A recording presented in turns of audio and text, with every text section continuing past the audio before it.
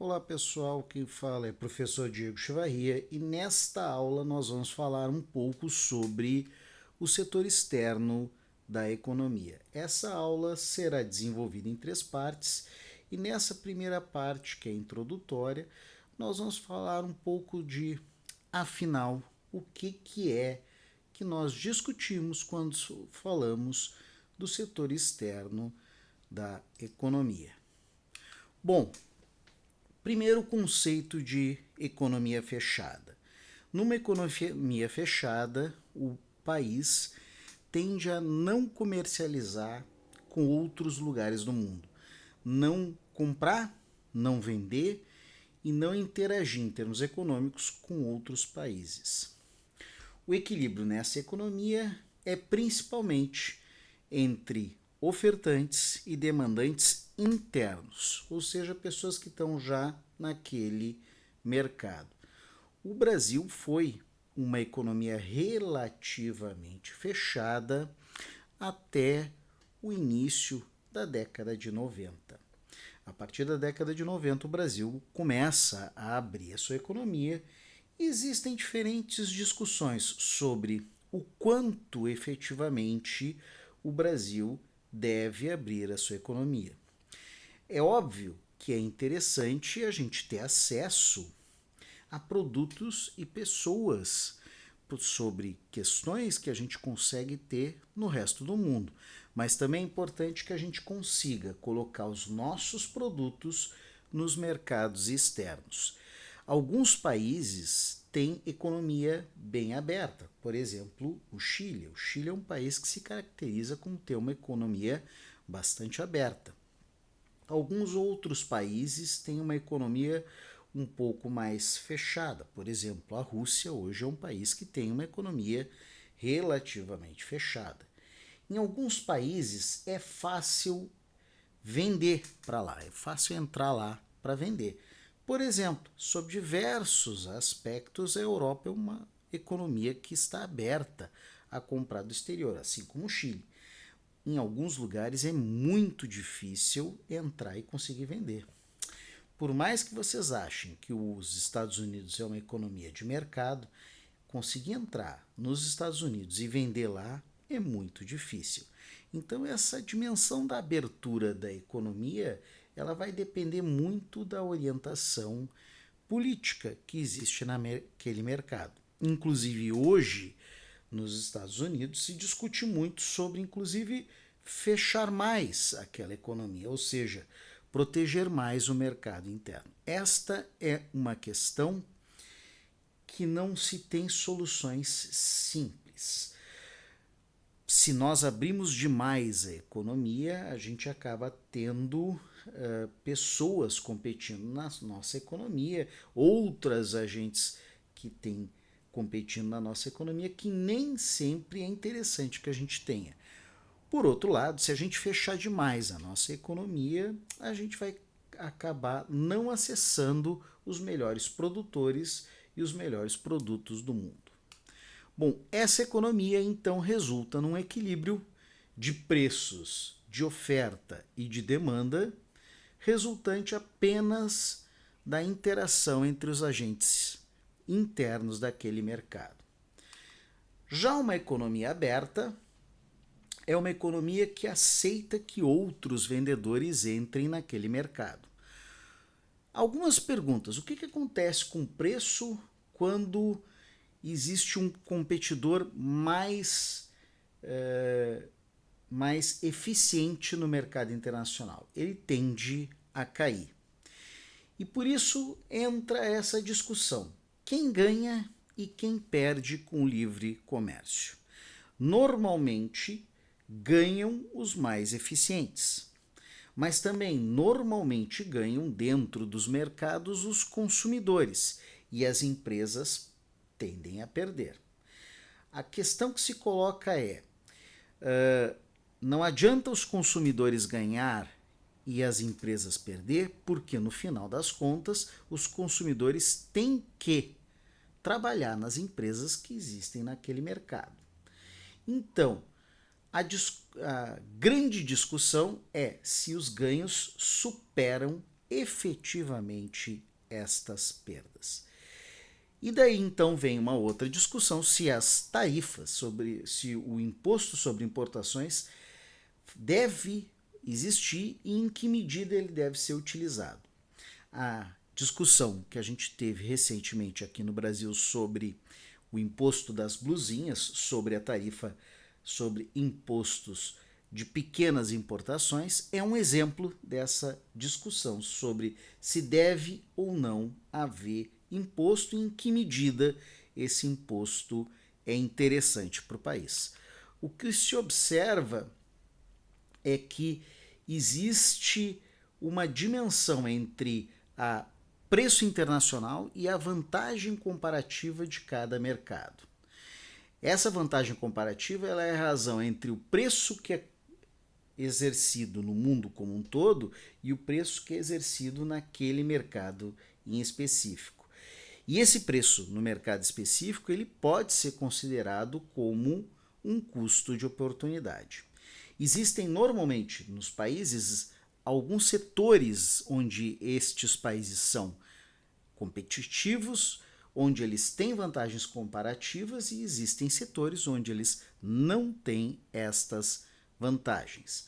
Então, é esta dinâmica entre o preço interno e o preço internacional que se pensa quando se está discutindo sobre a abertura do setor de comércio. Aqui no Brasil, por exemplo, nós temos intensas vantagens na área do agronegócio, na área do minério de ferro e na área hoje do petróleo. E temos, sim, grandes desvantagens em todos os setores que dependem de custo de capital, já que o custo de capital aqui no Brasil é um custo relativamente elevado. A resultante disso é que se o preço interno é maior que o preço internacional, tende-se a querer exportar o bem e o país tem vantagem comparativa. Se o preço interno é maior que o preço internacional, a tendência é importar o bem e o mundo tem vantagem comparativa. E aí entra a questão. Todas as economias do mundo querem exportar aquilo que elas têm vantagem comparativa e não querem importar aquilo que elas têm desvantagem. Ou seja, querem vender, mas não querem comprar. E entra um problema, porque nem sempre eu vou conseguir vender para os outros sem que eles queiram vender para mim. Este é um equilíbrio complexo e é um equilíbrio que se coloca no dia a dia da economia. Existem tendências. O mundo já foi mais aberto e o mundo já foi muito mais fechado. Hoje o que a gente observa é uma tendência a iniciar um fechamento. Então, o que a gente tem são ganhos e perdas para o país exportador e perdas para o país importador. Ganhos e perdas para o país importador. Aqui eu trago um quadro que é interessante para vocês pensarem. Normalmente, se um país começa a exportar, pensem aqui no caso do Brasil, o Brasil exportando picanha, o Brasil exportando carne, que hoje é um dos produtos que nós temos vantagem competitiva. Resulta que o preço interno também tende a aumentar. Então, quando eu exporto bastante, tende aos meus consumidores internos perder por um aumento de preço. Mas também existe a tendência da economia como um todo se fortalecer por conta desse ganho das exportações. É óbvio que isso vai depender muito do setor. Por exemplo, se nós exportamos carne de frango aqui no Brasil, o aumento de preço ele é quase imperceptível, porque realmente nós produzimos muita proteína de frango. A mesma coisa acontece quando nós exportamos, por exemplo, minério de ferro. Nós produzimos muito mais minério de ferro do que a gente é capaz de absorver aqui no Brasil. Mas esta realidade não é a mesma quando, por exemplo, exportamos carne de gado. Realmente temos capacidade de absorver mais carne de gado aqui no Brasil e quando a gente exporta, existe um certo impacto em termos dos preços internos. Da mesma forma, às vezes com um certo contrassenso, quando nós importamos um bem, a tendência é que o preço interno acabe caindo. Ou seja, existem amplos benefícios e se importar um bem em que o país não tem vantagem comparativa. Isso, então, resulta no que nós chamamos de ganho como resultado das importações ou excedente do consumidor no caso das importações. Existem, portanto, benefícios amplos do comércio internacional. Aumento na variedade dos bens, reduz o custo por conta da economia de escala e aumenta a competição. E como consequência de aumentar a competição, aumenta a qualidade, tende a aumentar a qualidade da produção. Isso nós vimos aqui no Brasil. Mas é óbvio que existem também argumentos significativos contra o comércio internacional. Por exemplo, comércio internacional pode resultar em destruição de empregos e destruição da indústria nacional. Esta, por exemplo, então, é a discussão que se tem neste momento nos Estados Unidos. Também existe a preocupação, muitas vezes, com questões de segurança nacional.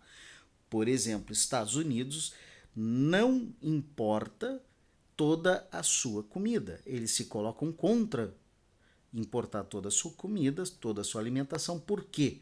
É um tema de segurança nacional. Em caso de haver uma guerra, em caso de haver algum conflito, eles precisam ter produção interna para se manter. É uma questão de soberania. E uma das discussões mais relevantes que a gente tem na economia é em termos da dita indústria nascente. É aquela indústria que está começando, aquela indústria de alta tecnologia que está começando. E a noção que se tem é que essa indústria deve ser protegida. E deve ser protegida principalmente dos atores internacionais. Isso já deu muita discussão e nós temos resultados positivos e muitos resultados negativos em termos da proteção à indústria nascente, tanto no Brasil quanto em outros países. O que se coloca é que, por exemplo, a Coreia do Sul ela teve uma expansão da sua economia baseada no processo de exportação, baseada no processo de inserção na economia internacional. Já, por exemplo, o Brasil ele teve um crescimento baseado no processo de substituição de importações por produção local. Durante muitos anos, esse processo de substituição da importação por produção local teve sucesso. Mas em anos recentes se observa claramente que a estratégia que a Coreia do Sul adotou tem dado mais resultados. Bom, para isso então muitos países colocam medidas de proteção e defesa comercial. Por exemplo, barreiras que são tarifárias, colocam imposto, colocam às vezes impostos muito elevados, barreiras não tarifárias, por exemplo, às vezes simplesmente impedir uma importação e muitas vezes embargo. Um embargo dizendo, olha, não pode mais importar este tipo de produto ou não pode mais importar deste país. Essa briga em termos do comércio internacional, ela está contínua nos últimos 200 a 300 anos. E ela, às vezes, nós temos uma visão de uma melhoria do ambiente de comércio e de um recrudescimento. Neste momento, a visão que a gente tem é de um recrudescimento, de um aumento às barreiras, um aumento às proteções contra o comércio internacional. Isso resulta, por exemplo, em entraves significativos ao comércio entre países. Bom, aqui nós vamos começar a falar em termos de macroeconomia e de compreensão da macroeconomia. Onde é registrado esse comércio exterior de um país com outro? Nós temos no Brasil e na maior parte das economias do mundo uma conta que se chama de balanço de pagamentos. Ela inclui todas as vendas e todas as compras a partir do exterior. E nessa processo de compras e vendas, de venda de produtos, de compra de produtos e de empréstimos internacionais, nós adotamos uma ferramenta que se chama, uma dinâmica que se chama câmbio, que é a conversão de uma moeda por outra. Aqui nós vamos concluir então a nossa primeira parte da aula e na próxima parte da aula nós vamos falar um pouco mais sobre a questão do câmbio. Obrigado e até a próxima aula.